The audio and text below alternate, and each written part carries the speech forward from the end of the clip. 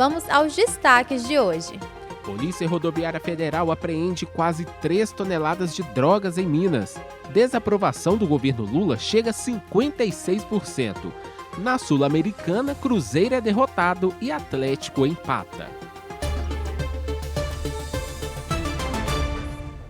Belo Horizonte tem previsão de céu parcialmente nublado a nublado e há previsão de chuvas, raios e rajadas de vento ocasionais. Mínima de 19 graus e a máxima prevista de 29 graus. A umidade relativa do ar está em 45%. Hoje é o Dia Mundial de Conscientização do Autismo, uma data essencial para reforçar a importância da informação e do respeito, ajudando a combater a desinformação e qualquer forma de preconceito. Em Belo Horizonte, a Defensoria Pública promove agora à tarde um ato para ampliar essa conscientização. Os detalhes com a repórter Letícia Bessa. Nesta quarta-feira, dia 2 de abril, é celebrado o Dia Mundial de Conscientização do Autismo e a Defensoria Pública de Minas fará atendimento gratuito na Praça 7, Hipercentro de Belo Horizonte, a partir de 13h. O objetivo é orientar pessoas com deficiência sobre os direitos delas, incluindo pessoas com transtorno do espectro autista. A Defensoria Pública vai montar uma tenda na praça para atendimentos e encaminhamentos extrajudiciais ou judiciais, quando for o caso. Também serão distribuídas cartilhas de educação em direitos. A ação segue até às 17h.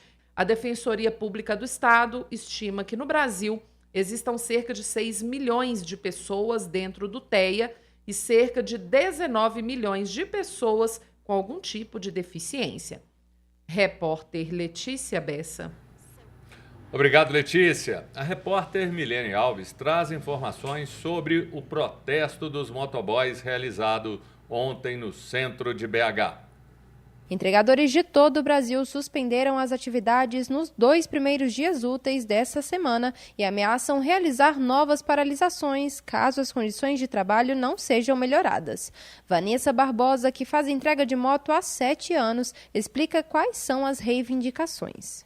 A principal pauta nossa desse ano é o reajuste. Já tem 3 anos que não existe reajuste em nenhum dos aplicativos, né? E o motoboy está com a taxa mínima de R$ 6,50 há 3 anos consecutivos. Então a gente quer esse reajuste para R$10. A gente quer o fim do agrupamento das rotas, que é quando o iFood pega 2 rotas e paga somente uma para o motoboy fazer.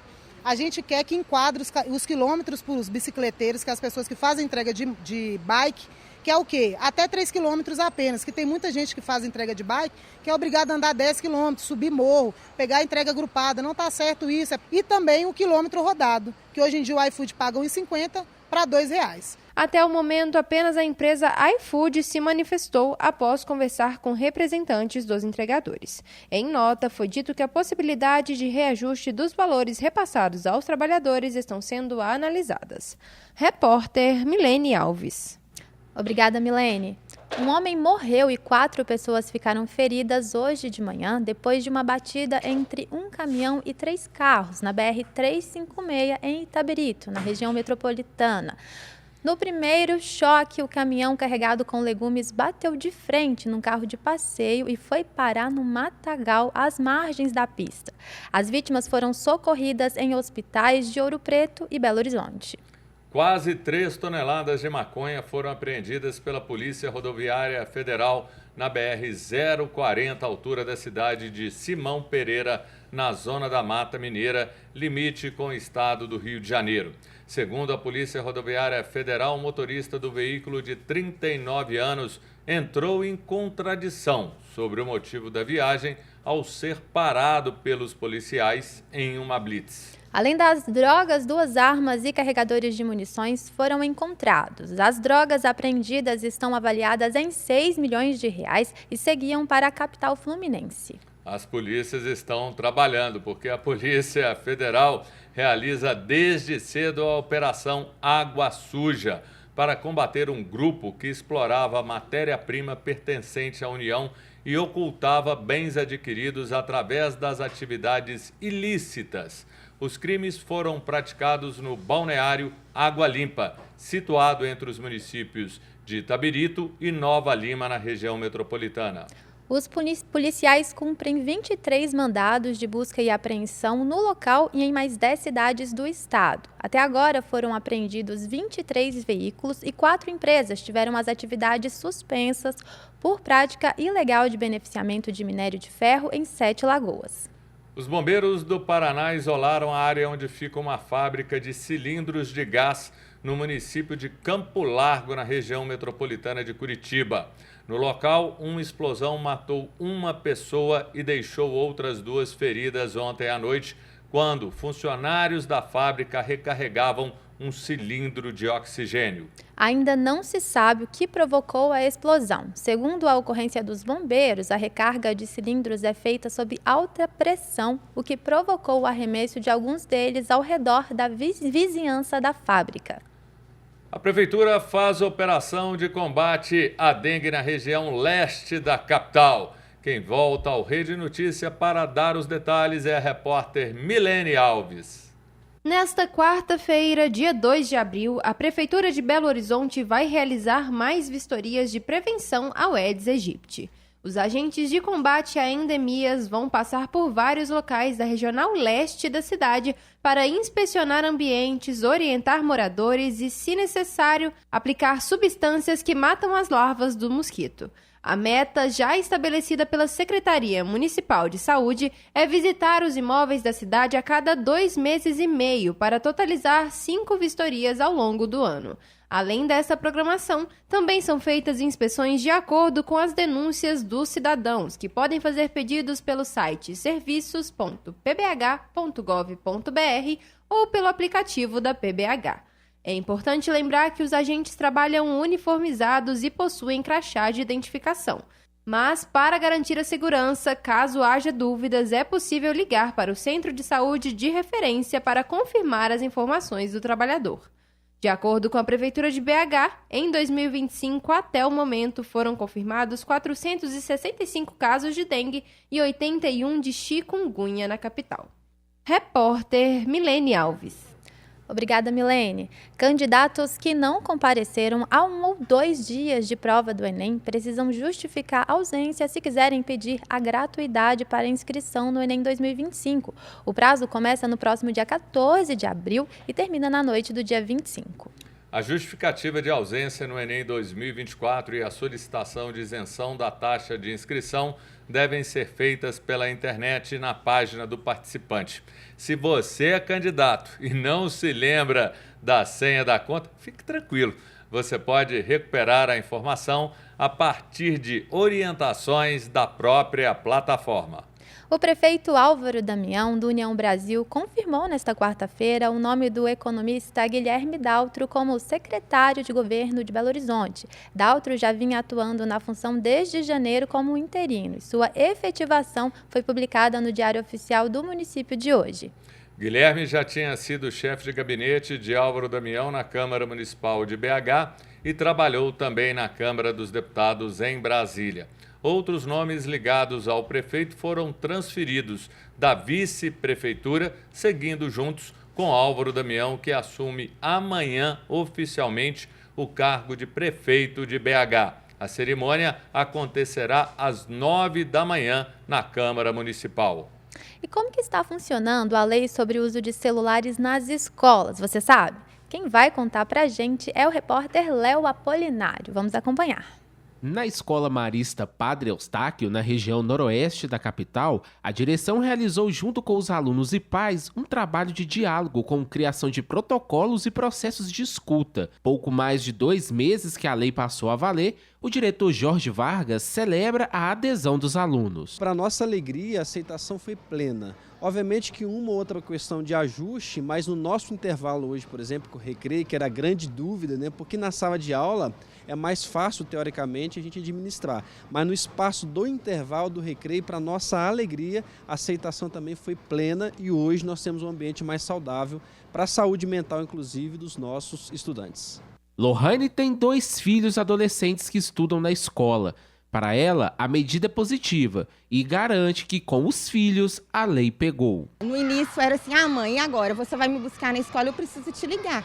Aí eu falei, não, agora nós vamos combinar uma outra forma. E às vezes eu queria tirar uma foto, na hora do recreio, vamos tirar uma foto aqui, eu quero olhar alguma coisa. Não tem como mais. Então eu já não proibi antes, porque acaba que eles tinham essa consciência. Então afetou pouco. Cenas como essa agora estão proibidas depois da sanção da Lei 15.100 de 2025. Esse aparelho aí fica proibido dentro de salas de aula durante intervalos e recreios. Com isso, os alunos começaram a interagir entre si e até a praticar esportes. Quem confirma é o Miguel, aluno do 3º ano do ensino médio, que destaca o desempenho dos estudantes na aprendizagem. No intervalo, que foi uma coisa que eu me questionei bastante, né, como que funcionaria, porque muitos alunos utilizavam o celular nos intervalos. Na realidade, o que me preocupava foi uma coisa muito tranquila, porque os alunos que normalmente não se socializavam, ficavam nos cantos utilizando o celular, passaram a praticar mais esportes, fazer novas amizades. Obrigado, Léo. No próximo bloco, Sul-Americana.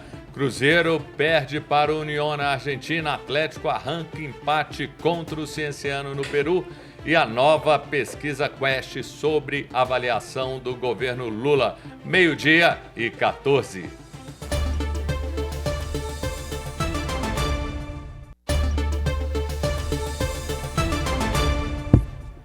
O Atlético conseguiu um empate em 0-0 diante da Altitude de Cusco, no Peru, contra o Cienciano ontem à noite, em jogo do Grupo H da Sul-Americana.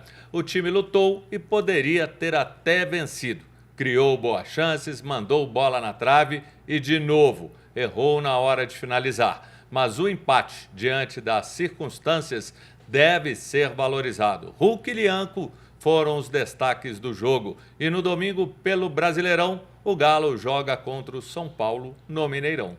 O Cruzeiro foi à Argentina enfrentar o Unión Santa Fé e perdeu por 1-0 com gol sofrido no fim do segundo tempo. O confronto do Grupo E da Sul-Americana foi na noite de ontem. O técnico Léo Jardim mudou o time e a equipe jogou muito mal. No meio de campo foram escalados 3 volantes e com isso faltou criação. E no domingo volta o Brasileiro, desta vez contra o Internacional em Porto Alegre. O Cruzeiro jogou muito mal, o Atlético lutou bastante, poderia ter até vencido. Kelly. E só lembrando, se você gosta de futebol e esportes, a partir da 13h acompanhe o Bola na Rede na TV Horizonte. Esperamos você! E a repórter Letícia Bessa volta ao Rede Notícia falando sobre o primeiro ônibus do transporte público movido a gás em Minas Gerais.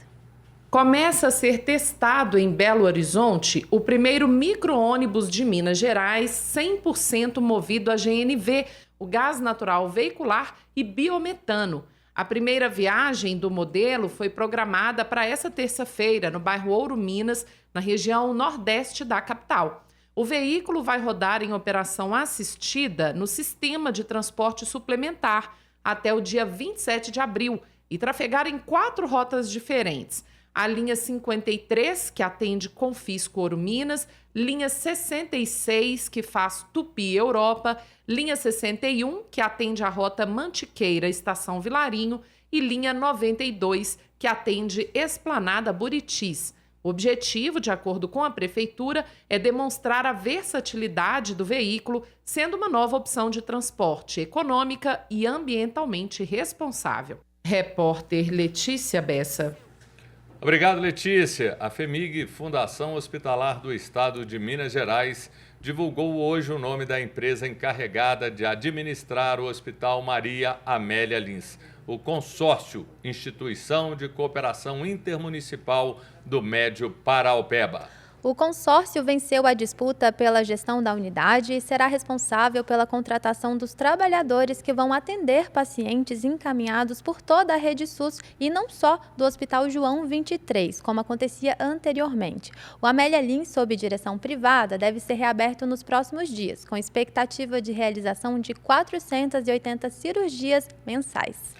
A polivalente repórter Letícia Bessa, que está dando show no Rede Notícia, está de volta com atualizações sobre revogação do aumento de ICMS em Minas. O governo de Minas Gerais informou a revogação do reajuste do ICMS, o Imposto sobre Circulação de Mercadorias e Serviços sobre Produtos Importados. Em nota enviada à imprensa, o executivo diz que entende que a mudança da carga tributária precisaria ser igualitária para todos os estados, o que não ocorreu. Ontem, o governador Romeu Zema anunciou que desistiu do aumento de 17% para 20% do valor do imposto sobre as compras em sites internacionais. O aumento começaria a valer nesta terça. A decisão pelo reajuste foi tomada em conjunto durante reunião do Comitê Nacional de Secretários Estaduais de Fazenda em dezembro de 2024. Em publicação nas redes sociais, o governador argumentou que a determinação era um combinado de todos os estados para proteger a indústria nacional. Em outras unidades da federação, a alteração do tributo precisa passar pelas respectivas assembleias legislativas, o que ainda não ocorreu. Por ora, o reajuste seria apenas em Minas e em outros 9 estados brasileiros. Repórter Letícia Bessa. Obrigada, Letícia. Pesquisa Quest, divulgada hoje, aponta crescimento da desaprovação do presidente Lula neste momento. Segundo o levantamento, 56% dos eleitores brasileiros desaprovam a atual gestão. A aprovação de Lula caiu para 41%, o menor patamar desde o início do mandato. Pela primeira vez, a aprovação e a reprovação do presidente Lula estão tecnicamente empatadas no Nordeste, onde 52% aprovam e 46% desaprovam o governo. No Sudeste, os insatisfeitos chegam a 60% e no Sul a 64%. A pesquisa foi realizada entre os dias 27 e 31 de março, com 2.000 pessoas em todo o país. A margem de erro é de 2 pontos percentuais para mais ou para menos. Morreu hoje aos 65 anos nos Estados Unidos o ator Val Kilmer, conhecido por ter atuado como um dos 7 Batmans do cinema norte-americano. Segundo a família do autor, a causa da morte foi uma pneumonia. Kilmer tinha um histórico de câncer na garganta, diagnosticado em 2014. Na época, a família informou que a doença não foi tratada devido às crenças religiosas do ator, mas que ainda assim o câncer foi curado. Além do icônico super-herói inspirado no morcego em Batman Eternamente, Val Kilmer também representou papéis importantes nos anos de 1980 e 1990, como Jim Morrison. Ele deu um show nesse papel, vocalista do grupo The Doors, e também Iceman, rival de Tom Cruise no filme Top Gun. E agora, Nikélia, eu vou te fazer uma pergunta e quero que você saia de cima do muro. Quem é mais bonito, Tom Cruise ou Val Kilmer? Nossa, Júnior, esse negócio de mais bonito aí é complicado, hein? Acho que eu não vou querer me comprometer, não. Difícil, tá? Difícil. Vou ficar em cima do muro mesmo. Era um grande ator, viu? Já tá aqui, ó, a Dani tá falando aqui no meu ponto. E pra você, eu vou ficar com o Tom Cruise, tá? Bonitão Tom Cruise. Oi, gente. Olha só, o governo dos Estados Unidos deve anunciar agora à tarde um pacote de medidas tarifárias de impacto global, com o objetivo de proteger a economia do país. O tarifaço deve atingir parceiros comerciais como o Brasil. A Casa Branca diz que as medidas terão efeito imediato, mas não entrou em detalhes sobre quais os segmentos econômicos serão afetados. Em discursos feitos desde a sua posse, o presidente norte-americano Donald Trump sempre deu ênfase à adoção de uma nova política voltada para um comércio que ele chama de justo e recíproco. Enquanto aguarda o anúncio do pacote tarifário, o Congresso brasileiro já aprovou a adoção de retaliações comerciais contra os Estados Unidos, caso a nossa economia seja duramente afetada. O Vaticano atualizou o boletim médico sobre as condições de saúde do Papa Francisco, de 85 anos, em recuperação na Casa Santa Marta, em Roma. Segundo o boletim, o Papa apresenta melhoras diárias e os exames laboratoriais estão dentro do esperado pelos médicos. Tomara que o Papa continue esse processo de recuperação. Uma última radiografia do tórax indica melhora no quadro infeccioso pulmonar e a equipe que cuida do Papa Francisco informa também que o tratamento de saúde continua e que o Santo Padre ainda faz uso de oxigenação mecânica durante a noite. Não tem sido fácil para o Papa e tenho certeza que os católicos e, aliás, as pessoas de bem estão em oração para essa recuperação, pelo papel, pela importância, a relevância que ele tem para o mundo, Niquele. Sim, a gente espera, né, Júnior, que ele se recupere bem. E eu confesso que eu acho bonito ver o carinho das pessoas com ele, sabe? Ali está sempre cheio, ele recebe muitas cartas dos fiéis também. Então, assim, a gente tem essa admiração pelo Papa e espera de verdade que ele fique bem, não é? Isso aí, Niquele. Termina a primeira parte do Rede Notícia e agora você fica com uma entrevista sobre o programa de transferência de renda da Vale aos atingidos por barragens em Minas. Acompanhe as nossas redes sociais no Instagram, @TV Horizonte Oficial e @Rádio América Oficial. Até amanhã. Até amanhã.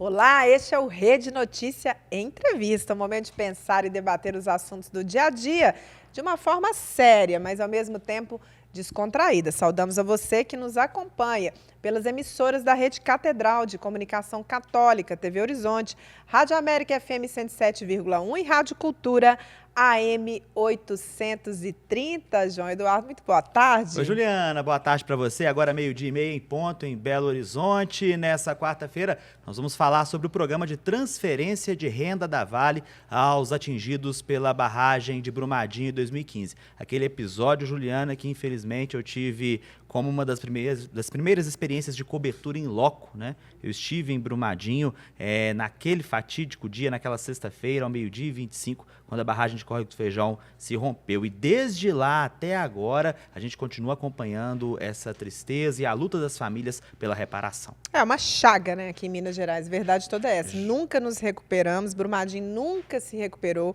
Demorar muito tempo, eu nem sei se isso é possível, né? Até hoje, os atingidos, as pessoas que moram em Brumadinho, mesmo que não afetadas diretamente, sofrem com muitos problemas mentais, né? Virou um adoecimento mental gigantesco na população e a gente vai seguindo, acompanhando essa situação toda de transferência de renda, de falta de estrutura para as famílias se reerguerem. Justamente. Complexo isso. Quem acompanha pela TV Horizonte, para você que está na Rádio América, nesse momento a gente exibia as imagens do rompimento que aconteceu naquele dia 25 de janeiro de 2019, ao 12:29, né? A barragem se rompeu e atravessou justamente a estrutura que funcionava como restaurante na mina de Córrego do Feijão, vitimando aí centenas de pessoas, 270 para ser mais exatas, ou pela conta oficial, 272 pessoas, porque 2 mulheres estavam grávidas, né? Então esse número, dependendo do entendimento, varia de 270 a 272 vidas perdidas. E acabando com o Rio, né, Paraopeba? É uma coisa que a gente às vezes não fala muito bem, você que está ouvindo a gente pela Rádio América, estamos mostrando inclusive imagens da bacia do Paraopeba, né, que foi completamente prejudicada até quase chegar ali, até chegando, né, no Espírito Santo, atingindo várias comunidades. O rio hoje é um rio estéril, né, não tem mais como fazer nada com esse rio, não tem como pescar, não tem como usar essa água para nada. Atingindo as comunidades ribeirinhas, os indígenas, né, os pataxós. Indígenas, né, os Krenak também, que estão ali nessa rede, né, nunca mais se recuperaram. Um rio que, inclusive, tem uma importância muito simbólica para os indígenas, né? É muito triste quando a gente acompanha isso. E, na verdade, João, o que eu penso sobre essa história é o seguinte: às vezes as pessoas ficam assim, mas já foi, tem tanto tempo. Foi não, gente, foi ali, ó. Foi bem recente a história, né? Da mesma forma que Mariana ainda é recente também. Muito recente. Então, assim, é um assunto que a gente tem que sempre falar, e nós, como mineiros, temos esse papel mesmo de ficar em cima, não esquecer e acompanhar todas as situações envolvendo as mineradoras. Nós não somos contra as mineradoras, fazem parte aqui da nossa história, afinal de contas, nosso estado chama Minas Gerais. Justamente. Mas, gente, precisamos ouvir sempre os atingidos, precisamos ouvir quem está sofrendo com essas questões, né? A gente sabe que a mineração ela tem um trâmite que é muito, às vezes, agressivo mesmo para as comunidades. E as populações que estão envolvidas, normalmente não tem nem nem experiência, né, João? Nem voz para poder lutar pra contra lutar. um possível abuso. Então, por isso que nós estamos aqui hoje. Olha, a Justamente. Justiça Mineira, recentemente, determinou que a mineradora Vale deverá continuar com o programa de transferência de renda aos atingidos, até que a população alcance condições financeiras equivalentes às de antes da tragédia. A gente vai conversar agora com o advogado do MAB, o Movimento dos Atingidos por Barragens, Arthur Freixedas Colito. Muito obrigada por nos atender, Arthur. Seja muito bem-vindo. Muito obrigado e boa tarde. Obrigado, doutor, por aceitar esse nosso convite. Para início de conversa, eu gostaria que o senhor nos explicasse o que é esse programa de transferência de renda e como, na prática, ele auxilia os atingidos pela barragem de Córrego do Feijão lá em Brumadinho. Certo. O programa de transferência de renda, ele foi definido num acordo judicial de Brumadinho, que foi um acordo feito entre o governo do estado, as instituições de justiça, como Defensoria Pública, Ministério Público e as empresas criminosas, né? No caso, a Vale.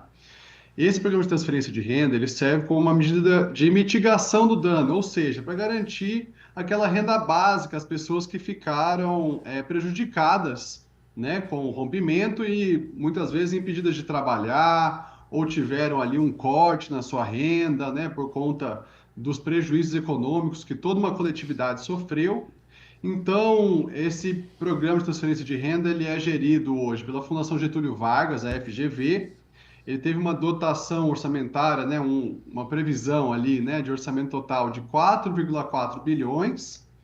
E hoje, né, para a gente ter uma média, digamos assim, são aproximadamente 100 milhões de reais por mês que são pagos a mais de 158 mil pessoas.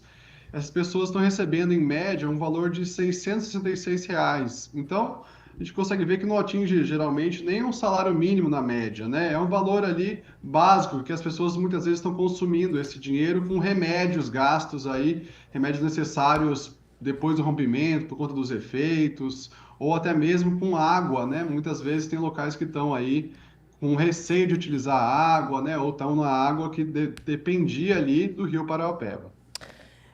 Olha só, doutor, é o seguinte, queria que o senhor explicasse, né? O MAB está sempre presente, sempre lutando, e a gente sabe que essa questão da transferência de renda, ela foi interrompida e agora retomada, né, por uma ação da segunda vara da Fazenda Pública e Autarquias da comarca de Belo Horizonte, decisão do juiz Murilo Silvio de Abreu. Vocês que estão acompanhando essa situação toda, o que a gente pode dizer, né? Essa questão de interromper a transferência, além de absurda, é quase uma covardia, não é mesmo?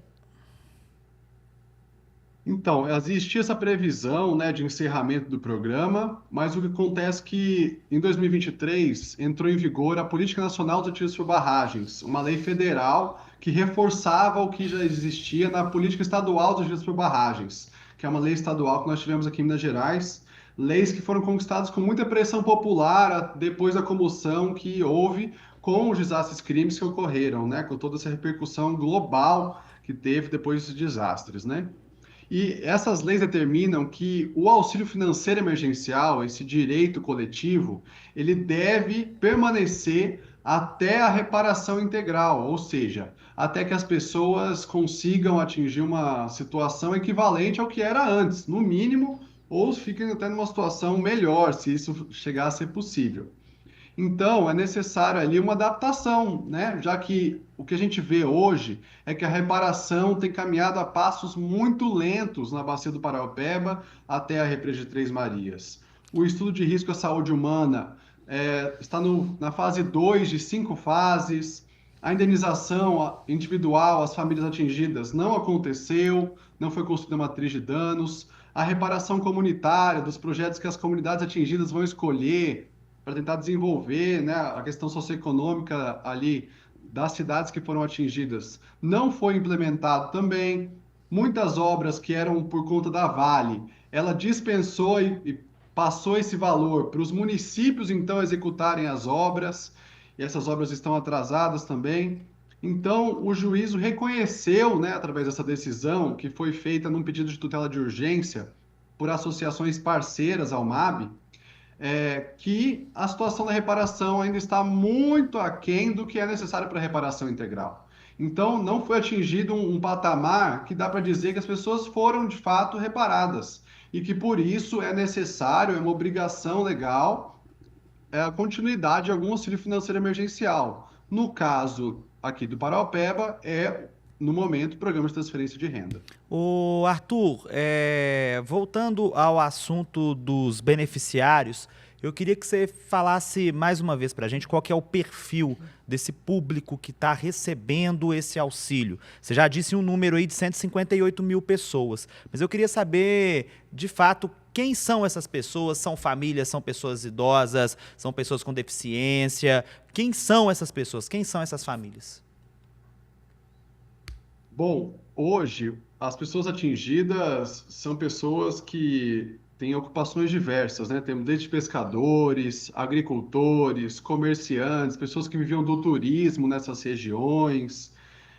Temos pessoas idosas, tem crianças e adolescentes que também recebem um valor, tem pessoas com deficiência, como você bem trouxe, tem povos e comunidades tradicionais, como por exemplo, né, quilombos, tem povos originários, né, povos indígenas que recebem também esse programa.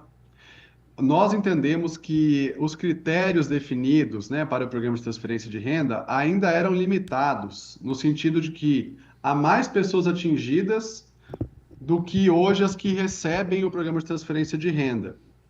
No entanto, né, a gente já tem uma dimensão desse crime pelo número de pessoas que já foi reconhecida dentro desses critérios que não tiveram a participação dos atingidos na sua definição. Então, mesmo com critérios limitados, a gente tem um universo aí de quase 160 mil pessoas que foram prejudicadas em aí uma série de municípios, né? A gente às vezes não tem noção, mas foram aí uma série de municípios que tanto pela extensão territorial foram divididos em 5 grandes regiões, né? Então, além de Brumadinho, Betim, Joatuba, Três Marias, Curvelo, uma série de cidades aí que, principalmente as pessoas que moravam, né, mais na proximidade ali do Rio Paraopeba ou na represa de Três Marias, que estão acessando essa política, mas também pessoas que tinham algum uso ali do rio, seja para questões mais religiosas, ou outros perfis de uso, como, por exemplo, para o turismo, enfim, tem uma definição de critérios que foi definida e hoje é a Fundação Getúlio Vargas que determina quem acessa esse programa ou não. Ok. Ô, Arthur, para a gente poder terminar, R$ 656 por pessoa. Quanto tempo o MAB acha que essas pessoas vão conseguir realmente retomar a vida delas, ou mais ou menos, né, se recuperar dessa tragédia aí? Tragédia não, né? Crime da Vale. Sim. Acontece que a gente tem muita falta de informação ainda sobre qual é, de fato, o plano de reparação socioambiental na Bacia do Paraopeba. Então é dificílimo acessar essas informações e muitos documentos não estão disponíveis ainda para o público conseguir, de fato, avaliar. A própria Vale, num relatório de administração que foi divulgado em 2024, falou que a reparação ambiental iria, no mínimo, até 2031. Mas estudos das assessorias técnicas independentes demonstram que, por exemplo, a dragagem de rejeitos, no ritmo que está, pode levar cerca aí de 400 anos. Então, a gente às vezes fica muito na dúvida até quando, de fato, vai acontecer a reparação integral por esses crimes no passo que vai hoje. Mas nós entendemos aí de que, com certeza, a gente vai ter mais alguns anos em que é necessário garantir esse auxílio financeiro emergencial para as pessoas atingidas, até que, de fato, a gente alcance uma condição socioeconômica, né, de desenvolvimento das cidades, dos projetos chegarem ali na vida do povo. Olha, a gente queria muito agradecer a sua presença por essas informações muito pertinentes aqui sobre o acordo. A gente conversou com o advogado do MAB, o Movimento dos Atingidos por Barragens, Arthur Freixedas Colito. Muito obrigada, Arthur. Eu que agradeço o espaço, é importantíssimo, né, ter essa colaboração da mídia em divulgar também essas informações de alta relevância para a comunidade atingida. Muito obrigado. Muito obrigada. A gente vai para um próximo bloco. Voltamos já.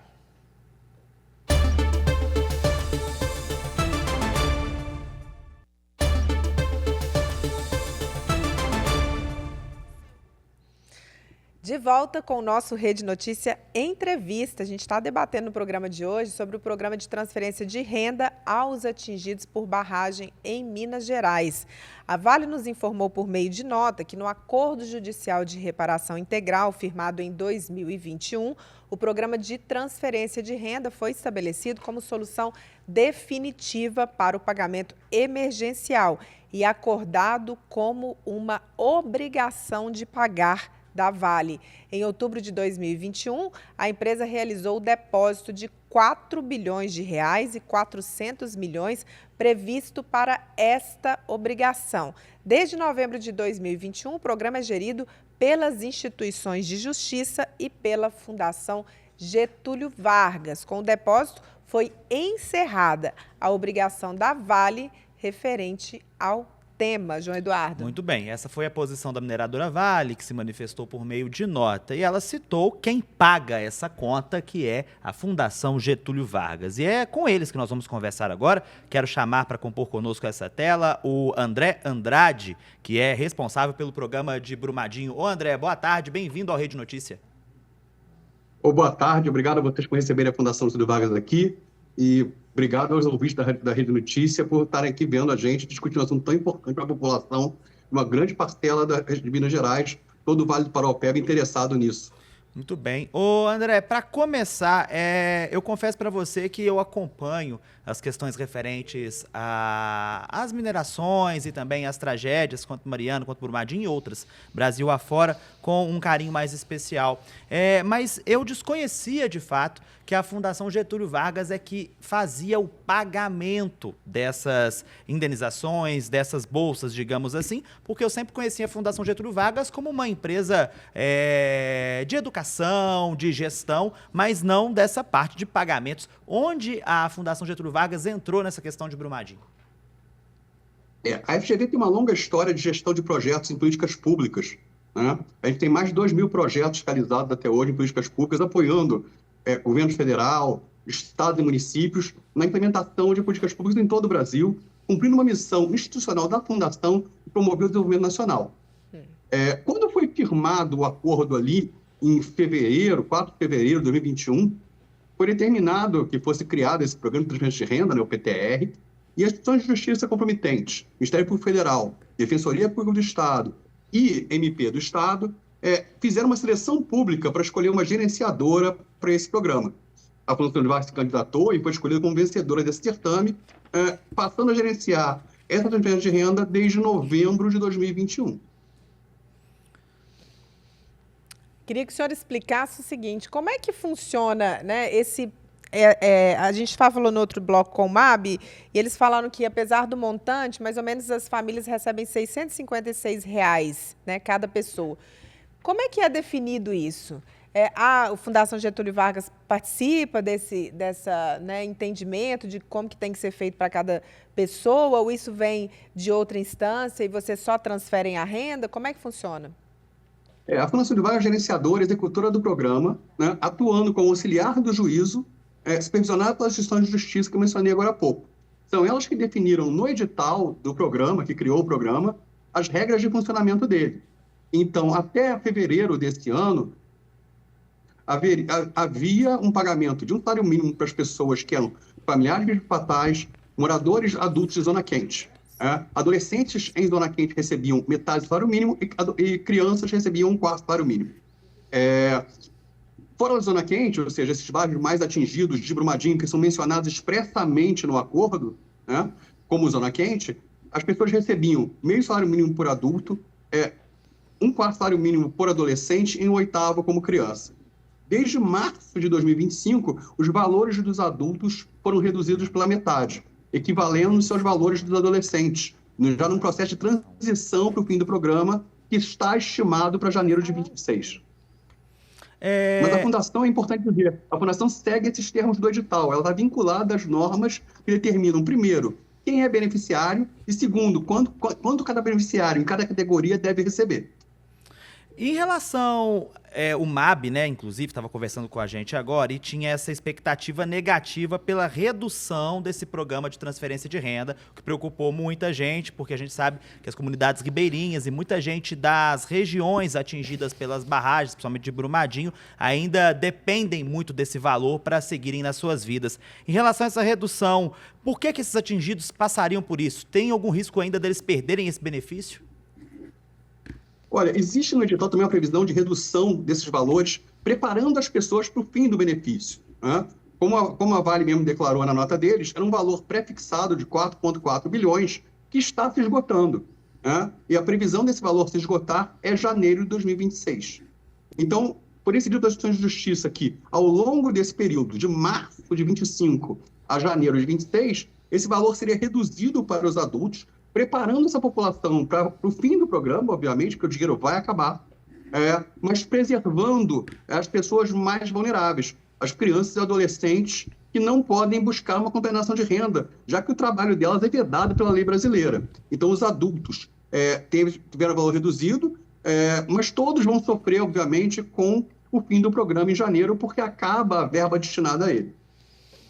Ô, doutor, eu sei que é uma avaliação difícil, talvez o senhor nem queira fazer isso, mas assim, para a gente que está de fora, né, acompanha, pensa assim, R$ 656 por pessoa, mesmo que já tenha alguns anos, é muito pouco, né, para você restabelecer um negócio, para você restabelecer uma família, para você cuidar de todas as questões emocionais envolvidas com isso. A gente sabe que Brumadinho hoje é absurdo o número de adoecimentos mentais das pessoas, que não é uma coisa que se cura do dia para a noite, né? O que o senhor pode dizer sobre isso? O senhor acha justo acabar com esse programa em janeiro de 2026? Eu sei que é uma pergunta difícil, talvez o senhor até não queira responder, né? Mas, assim, como técnico, pelo que o senhor tem acompanhado desse processo, né? O caminho é esse mesmo? É muito difícil mesmo, porque eu morei em Brumadinho 3 anos implementando esse programa. Então, ao morar em Brumadinho, eu conheci a realidade da população de Brumadinho e como ela sofreu e sofre, né, com os resultados desse desastre ambiental. Esse desastre vem causando enchentes nos rios, causou uma série de transtornos à população, além, claro, das 273 mortes causadas pelo desastre. Então, uma situação bastante complicada.